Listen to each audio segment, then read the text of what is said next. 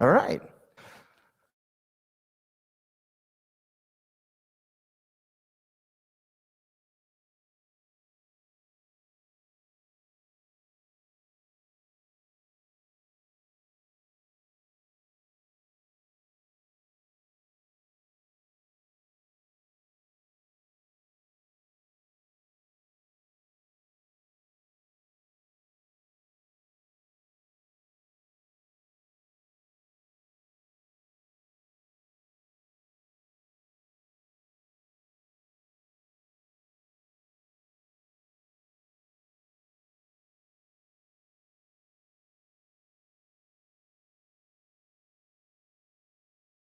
Coming out of this COVID pandemic response, it's probably a particularly poignant and interesting moment to get together.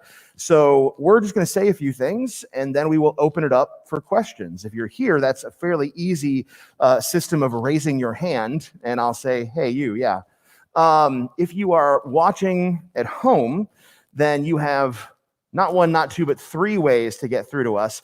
The easiest is to post a comment either in the YouTube stream or the Facebook stream, whichever you are on, and we have someone who's monitoring that. But if you want to be more discreet, if you want to be anonymous, frankly, go ahead and email us at gracetc341@gmail.com. Of course, you're not like completely anonymous, but we won't announce who you are. All right, with that, hi, you want to start or? Sure. Yes. Is this? Yeah. Yeah. For those of you who don't know me, my name is Steve Wade. I am the senior warden this year. And one of the things I would like you to know from the outset, first of all, if you're at home and watching this, I think it might be just, I would want to know, there are about 18 people here in the church gathered. And so we are glad that you that are at home are taking the time to use technology to join us. But a lot of, I think what we're going to be touching on today is about reopening and how we do that and the thoughtfulness and the care in which we're going to put into that. We also want to talk, Bill's going to talk a little bit about our financial picture. We're going to do an update on the curacy. We're going to talk a little bit about accessibility and some of the work that we are putting into that right now. And I think there are a couple of other updates, but the idea, as Jim said, is to provide some updates. And I think one of the things, particularly in the era of COVID, is we lose that sort of just casual conversation where we bump into somebody at coffee hour. Hey, tell me about what's going on with this. Where are we with that? And hey, I've got this idea. And so I think these kind of conversations are more important. And this is I guess it's technically a meeting, but I think of it more as a conversation. It's more of an opportunity for us to keep a dialogue going in terms of what is happening at the vestry level and kind of the administrative level of the church, but also the practical level and the spiritual level. So it's just an opportunity to tie those things together. So that's kind of what we're going to start with. And yeah, we could invite Bill up. Mr. Pierce. So Bill Pierce, for anyone who is not privileged enough to know, is our treasurer, who is wonderful, and he's going to give us a briefing. I'll also point out that when you hold one of these at 4 o'clock on a Saturday afternoon in Traverse City, this is what you get. No coat and tie. I'm going to a picnic after this, so that's what you get. So I took off my Madras shorts. Well, good. I'm glad to know that I'm not overdressed. And so from the standpoint of the financial aspect of things, I just want to let you know that, we basically are working on a $500,000 budget. And at this halfway point, I'm going to just say that we are meeting our targets for income coming in. I think that's always good. And we actually are below our expense items. So that's even better. And from all in all, I mean, we are tracking just fine. I think one of the things that we're going to be seeing, just like anything else, is that as we hit into the summer months, sometimes our donation starts to decrease. And we just want to make sure that everybody realizes that and keep up to their pledges and keep that cash flow coming. All in all, two other things I want to kind of mention is that our mortgage is down to less than $210,000. So we've come a long ways on the mortgage reduction on that. And also that our restricted funds for the Jubilee House Ministries are actually up. So we have a good balance on that. And all in all, from my standpoint, cash flow, cash savings, financial aspect, things, we are in very good shape moving forward. So looking forward to all the good support that we're having from the members of the church. So it's always good. I don't know if I got any questions or anything from me. Yes. Yeah, we'll just repeat whatever you say. Whatever you want to say, then Bill will repeat the question and then answer. The wall cost, low under 15,000, low 15.5, I think it was. Ended up being about $15,500. So, and the rationale for doing the wall was that it was our wooden structure rotted away, and so it was starting to break down. And so, and instead of replacing with wood, we went with stone, and we found out that basically it was a better price because the wood prices are so doggone high right now. Yep. So, Yeah, we had a near miss in which one of our beloved siblings in Christ was sitting on the wall, and the tie rod disintegrated below them, and they were about that far away from sitting on one of the spikes that holds the thing together. And so it became a pressing concern. But the wall did turn out, and so we've got some, other maintenance have been improving on, and so all in all, I think we're in a very fine financial shape moving forward. Any other questions from the computer systems? Anything out there? All right. Facebook, good. But all in all, thanks for all the support. Thank you for making the donations. I mean, it's been kind of mailing it in, dropping it in, sending it in, and sending the checks in. It's always a very appreciative. And one of my highlights of the day is coming in on Mondays and say, "Oh, how did we do it today?" So it's always nice to know that. Thank you.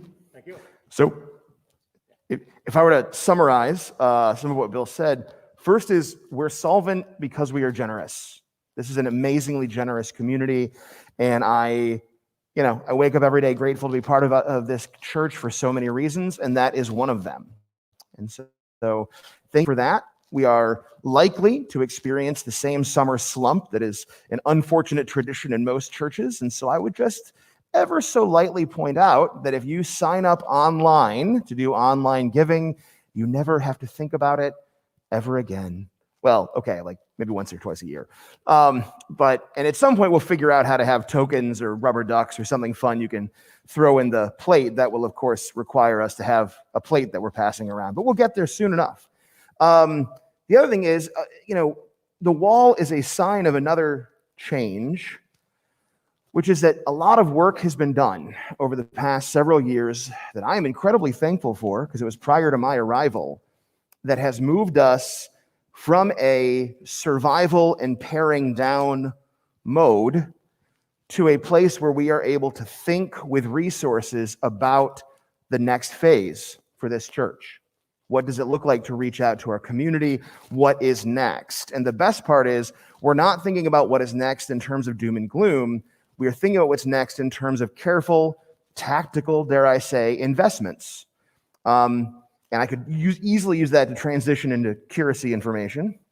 So one of those investments we're hoping to make is in a curacy program, which, to refresh you, is where we try to get a young, well, not like physically young necessarily, but young in their career, priest to come and be amongst us.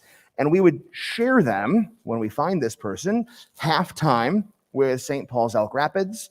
And at this moment, we have been blessed with 3 wonderful candidates, all of whom, for reasons that are frustratingly good, were unable to follow through when we were able to extend an offer. So the good news is that we're fishing with bait that gets us fish we want yet. The bad news is we've had to throw them all back so far. Please. One of the things that it was important is it on? Is it? Yeah, Yes. I got to get closer. One of the things about that is that as we went through the process with each of the candidates, and we had the conversations, as it became clear that this wasn't the right fit on a practical level or a vocational level for them, the question was, is there anything about what we are offering, what we're thinking about as a church? This is new for us. Is there anything about us that we are presenting that seems unrealistic or unfavorable or inappropriate? Not inappropriate, but anyway, is there anything that we should know? And the answers come back, no. What you all are offering is something that's very attractive, very meaningful, would be a good step. It is just, for whatever reason, not the right step with that individual.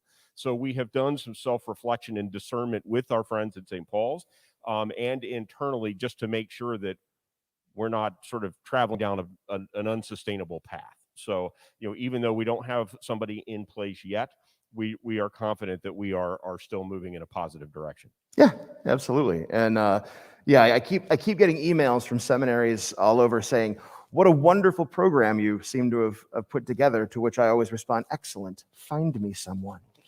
All right, so I guess our next piece would be to talk about, the thing, like the thing.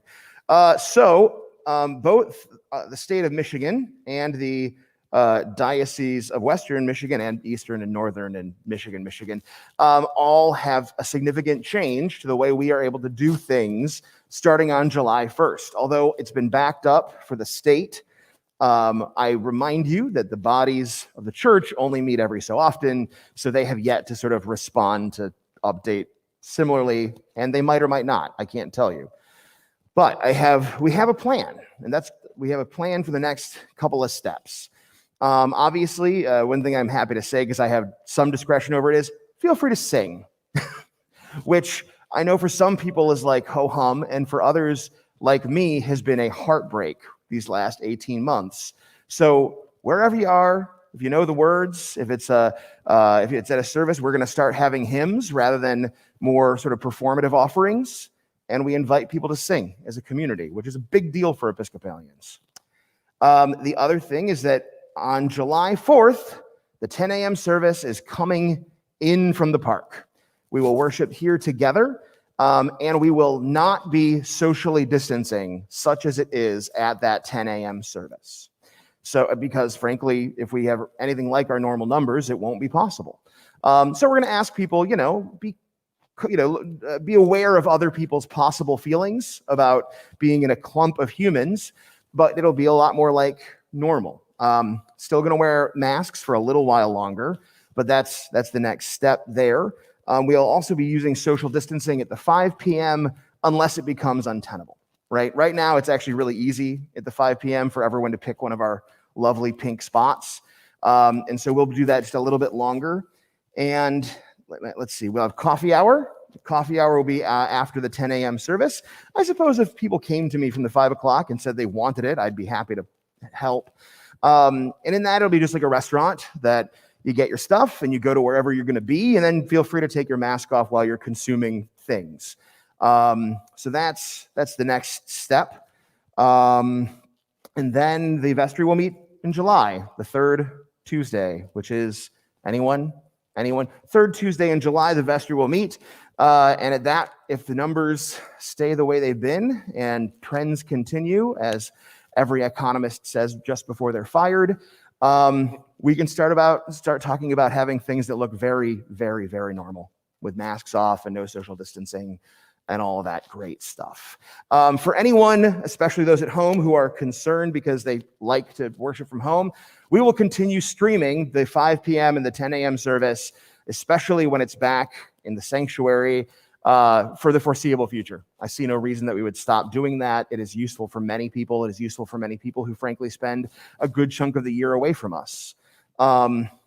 So that, I think that's the sketch. Oh, one last thing, and then you can tell me what I missed. And you can tell me what I missed. One of the things that the vestry realized was that we were guessing how people felt. Right? We would come to the vestry and one person, well, I heard this and I heard that and I think this. And we realized that we want to know how people actually feel. And so we put a survey in the field. And so there was an email midweek this week. I don't know if it was repeated was it repeated in Gracevine? No, okay.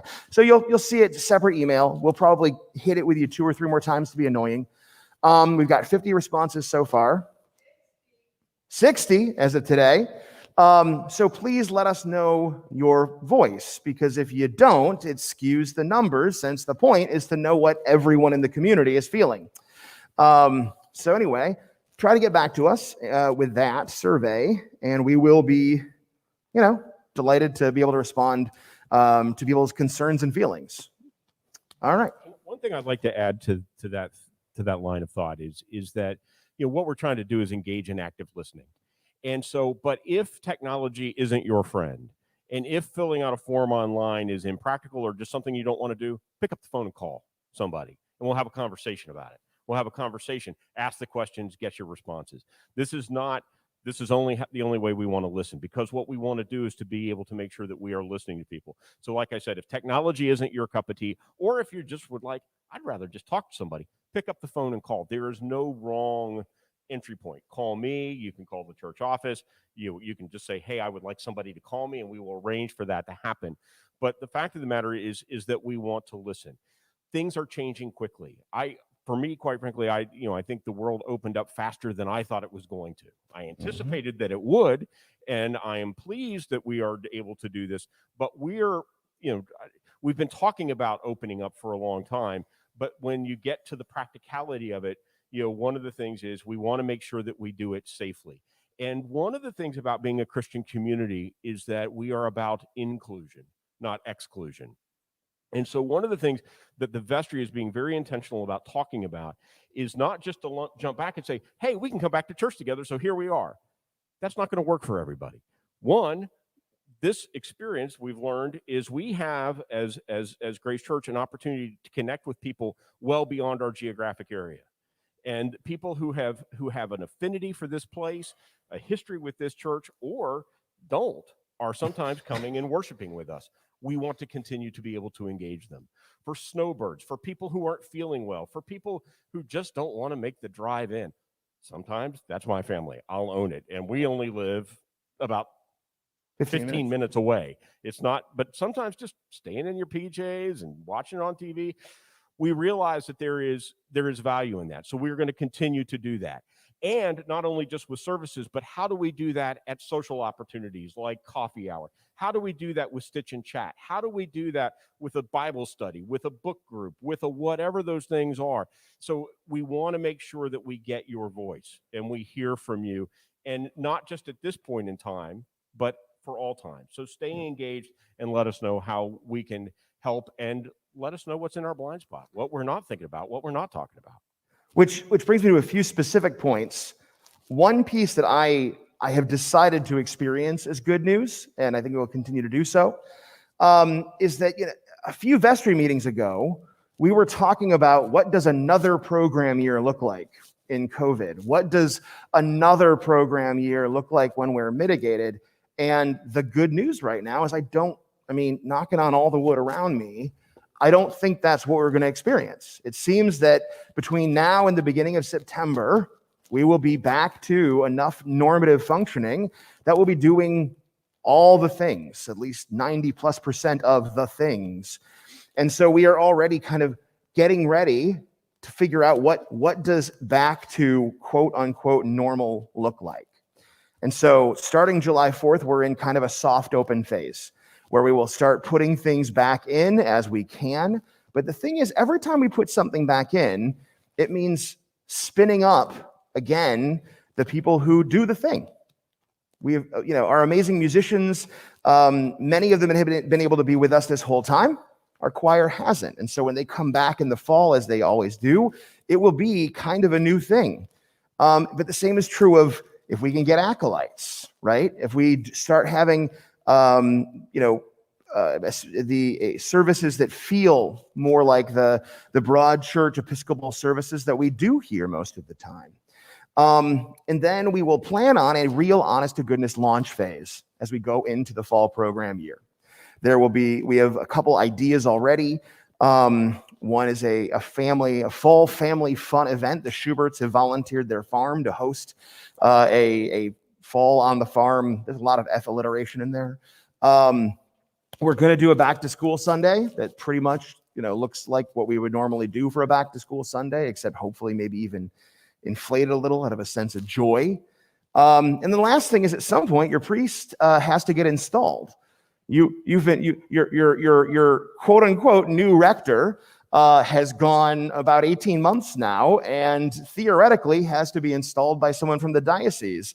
And that'll be on probably a weeknight, and it'll be a big party. I'm thinking barbecue. And so what we're basically trying to think of is, after the masks come off, which is imminent on a month scale, but imminent, how do we come back together and experience that joy of being together? How do we shake the cobwebs off of the muscle memory of being a worshiping community together? And so that's one thing that we're kind of talking about. You don't have to.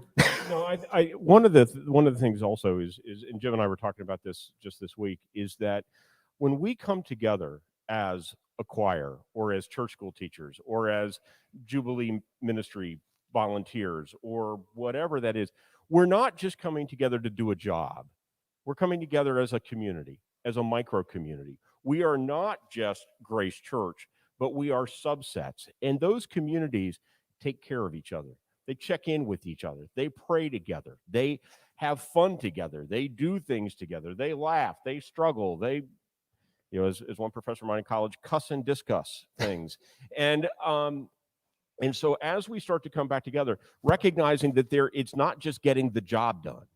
It's not just making sure the altar gets set every Sunday, or making sure the musicians are all on key, or whatever musicians do, because I'm not a musician, I don't know.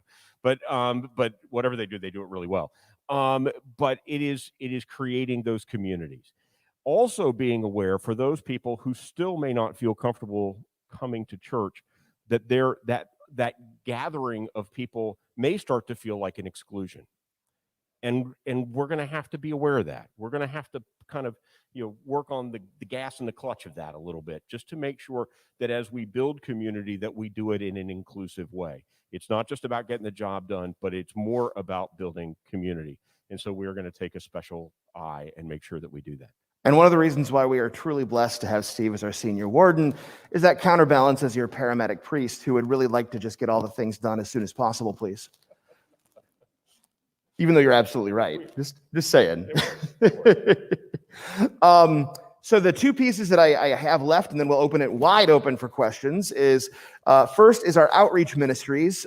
We spent a little time at the vestry trying to figure out the rules and parameters and stuff for our outreach ministries before realizing, oh, wait a minute, we are blessed with incredible leaders who run our outreach ministries exquisitely for the most part.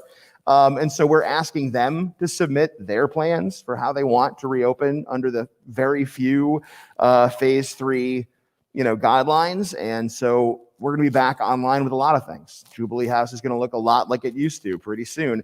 Although we do invite you to come sit in the picnic tables that we thought were going to be absolutely necessary going into the fall. And now we're just a wonderful place to sit and read a book and have a snack.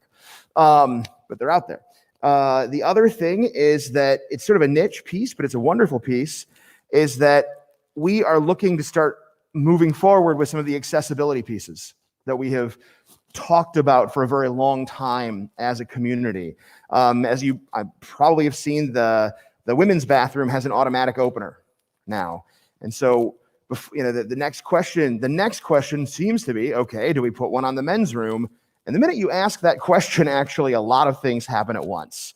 And they lead very quickly to needing a systematic plan for what accessibility will look like moving forward. And so we are going to reach out to the Disability Network and ask for, best practices, as if we were not experts in accessibility planning, and they were. And then the other thing is that it's sort of very proto, but suffice it to say, elevator technology has evolved as of late, in such that the previous estimates for what it would cost to get people up and down to the various floors of our building may be much, much smaller than we thought they were previously. So those are things to just touch back on. And do you have anything else before we open the floor, so to speak? The only thing I'll add to that is that the purpose is that we want to take the idea of accessibility And it is consistent with everything we just talked about how we are open and how we are community. And we have struggled with that as a church for a long time about our physical accessibility, but also just making sure that we are doing that in a thoughtful way. And so reaching out to subject matter experts in the community to help us think through that, because we can make some pretty good guesses, but they know.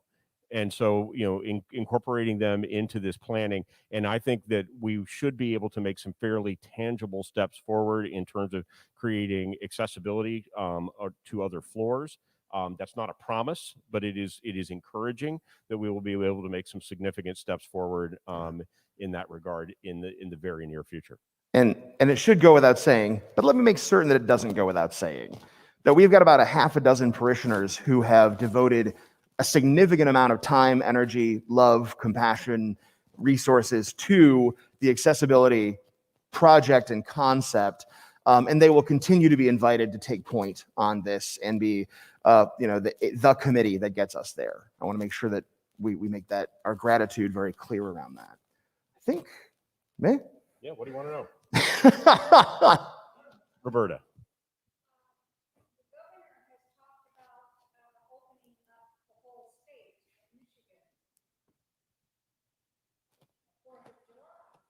Yeah.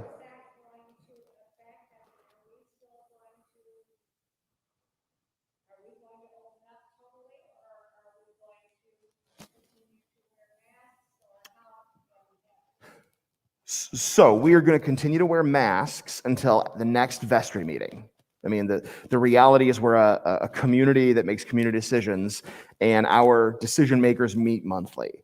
But what we are going to do is the 10 a.m. service will be wide open, no social distancing, singing. Really, the only thing that will be different in the experience is masks.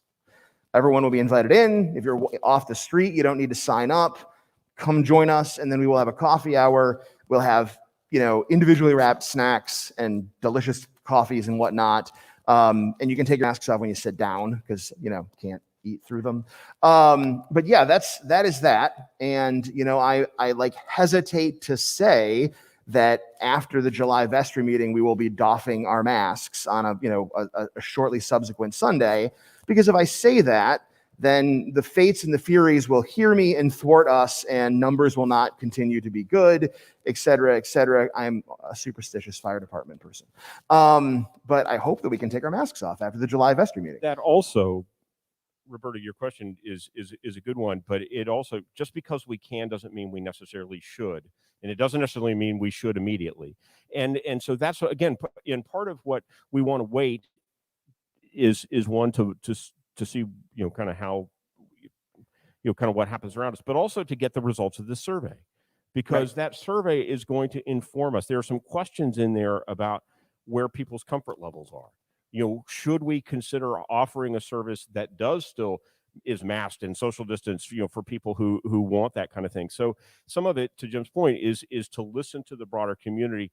And if we just jumped in and said, here's the answer to the question, Roberta, then why are we even doing a survey? So we there's sort of an order of operations of how we listen, and that takes a little bit of time. And, there are, and like I said, just because we can doesn't mean we should. There are still limits in terms of vaccine availability to a lot of our congregation. Those of you who know me know I just do weird stuff. Like, I sit here in church and count how many people are here. And then I start counting things like how many people are here that are under the age of X. And I just kind of like playing with those sort of numbers. Often in church, and now, of course, this is now a year and a half old, but at least 25% of the people sitting here at the 10 o'clock service are 12 and younger. 25%. On not in the summer. I mean, there's all sorts of highs and lows of that, but those are all people, at least as of right now, who can't be vaccinated. So what does wearing a mask say? Now, I'm not going to debate science. I'm not going down that path. But what I am going down the path of is, what does it say about hospitality if we say we still want to be cautious because we value the experience of them and their family? And if we choose to wear a mask, even though we're all probably vaccinated and whatever, and we kind of get it, if these families are uncomfortable, do we have a responsibility to that? And I'm not standing here preaching that. I'm just saying that's the kind of thinking that we need to do. And that kind of thinking and careful consideration and sensitivity and hospitality takes a little more time. So just to say July 4th or 22nd or whatever the day moved to. So anyway, thank you. But that's long answer, short question. Yeah. I mean, anecdotally, as the priest, I can tell you that for every call I get from someone who is very, very excited to move back into normal life, of which I'm one of those, by the way. I mean, I'm vaccinated and my kid's young enough, I'm not too worried. For every one call I get from that person, I get a call from another person who every day is looking at charts about the Delta variant and, plotting the next crisis moment and feeling very anxious because of it. And so, this is how we try to take care of everyone as best we can, the best ways with data. Dick, you started to.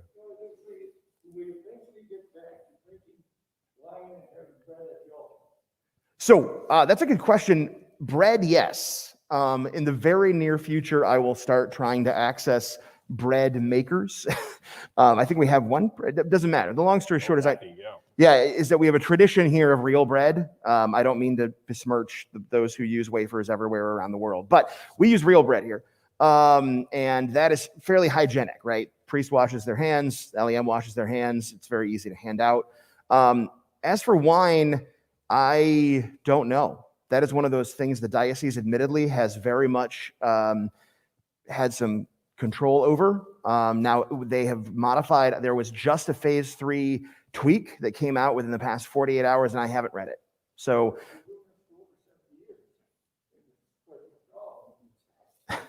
you've been doing it for 70 years. I think the Christian Church has been doing it for about, over 3,000. Yeah. So. Yeah.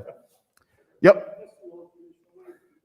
No, I think a lot of people share that opinion, and I certainly do, and that's we are a Eucharistic community, and so we're one of the other things is of course we have there are a lot of advantages to being an Episcopalian. Sometimes this doesn't work in our favor, is that we are a hierarchical church, and so we have the rules that are set upon us by the state of Michigan, the county in which we live, and the other jurisdictions, but we also have the national church and the diocese, and so we are waiting on some clarification and some best practices around that. But I don't think anybody's going, bread's good enough. We'll we'll be fine with that. So I hear you. I want to say I suspect there'll be movement on that very soon. My guess, what I won't besmirch my beloved Episcopal Church anyway.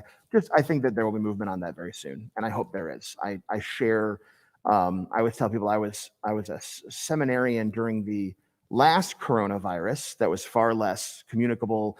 It was in Toronto, where a couple thousand people died. It was bad. And what we were told to do was to stop intincting and cut the wine with Everclear, and it seemed to work fine. So Really? Yeah. Everclear. Grain alcohol. It became aseptic, I'm having flashbacks to college right now. Roberta, could you ask a serious question, please? I have been in churches where they have the trays with a small wine cup. Ah. I wondered whether that might work, or I can answer that. There's actually a really clear answer to this. Oh, yes, thank you. Also, do we have any online questions yet? Okay, just making sure. Okay, so in the Episcopal Church, we are small c Catholic. Oh, of course. I'm so sorry. Roberta's question was, could we, like some of our Methodist and Lutheran brothers and sisters, have a giant tray of sort of very small glasses, and then everyone could have their own sort of cup of juice. So here's as someone who was once a half Lutheran pastor, half Episcopal priest, the Episcopal Church is small c Catholic. And one of the things that comes with that is that our piety, the way we do being Christian, has a lot of reverence for not only the elements, but part of the reverence of the elements, by which I mean the bread and the wine, is a reverence for the vessels in which they are contained and communicated. So what happens is that the altar guild or myself, whenever we are done, take the chalice, consume or put down we have a drain that goes straight into the ground for this purpose, consume or return the wine to the earth, then put a little water in and swish it around, which is a way of sort of ritualistically cleaning, consume that water or return it to the earth. At which point we have done sort of our diligence around our piety. And I'm an Anglo-Catholic, so this is really important to me. If you have a whole tray full of glasses, then it becomes much more difficult to have that what's called the ablutions. That said, from a aesthetics and vibe point of view, I shy away. But I will say, if this goes on much, much longer, I would be open to getting a tray of glasses, not plastic, and ablute it. And if the altar guild and those would be willing to ablute them, would be willing to, make sure they were taken care of, we could do that. It's possible. It's a pain in the butt. Other questions? Nora. Yeah, I'm really glad to hear that the streaming is going to continue, because I think that's also an accessibility issue, much like the physical aspect of accessibility. And I'm wondering, I can't remember all the survey questions, but are we getting a sense for how people feel about the accessibility of the stream and whether there's any adjustments that need to be made or any way that the So- experience for people at home, like, Yeah. can improve in the way that we We got to paraphrase the question. You're right. So the question was, and correct me if I'm paraphrasing incorrectly, are there items on the survey that will give us a handle on how easy or not it has been for people to accept to access the streams? Is that right? Right. So what I can say is the questions are around how did you used to do church? How do you do church now? And how do you expect you will do church in the near future? And so obviously the streaming is included in all of those. Most of the questions have an other line, which the undergraduate social scientist in me abhors, because then I can't absolutely classify it the way you can with a pre-written question. But we're not pollsters, so it's okay. Right? Yeah. Okay. But yeah, that's how it is. There's a section for people to write whatever they want at the end. I mean, we are trying to get some subjective information. It is an anonymous survey, just so y'all know. There's no real good way, unless you say in it, like, this is who I am, for us to know who is saying what, because we are hoping for brutal candor, for lack of a better word. So there you go. And we have gotten some brutal candor, by the way. Thank you for. What else do you need to know? Anything online? Megan? Kristen? Okay. All right. So we are going to engage in joyful worship of Jesus Christ in a little under 20 minutes. So I tell you what, and we'll give another 2 minutes of just sort of hanging out. If anyone has thoughts or feelings, by all means. If you are watching, then now is the time. If you're watching this sometime that didn't start 4 p.m. on Saturday, I'm afraid you're late. So yeah, that's about it.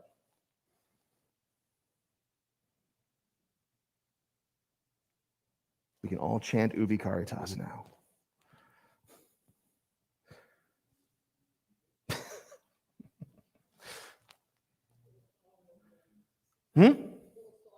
Not from the two of us.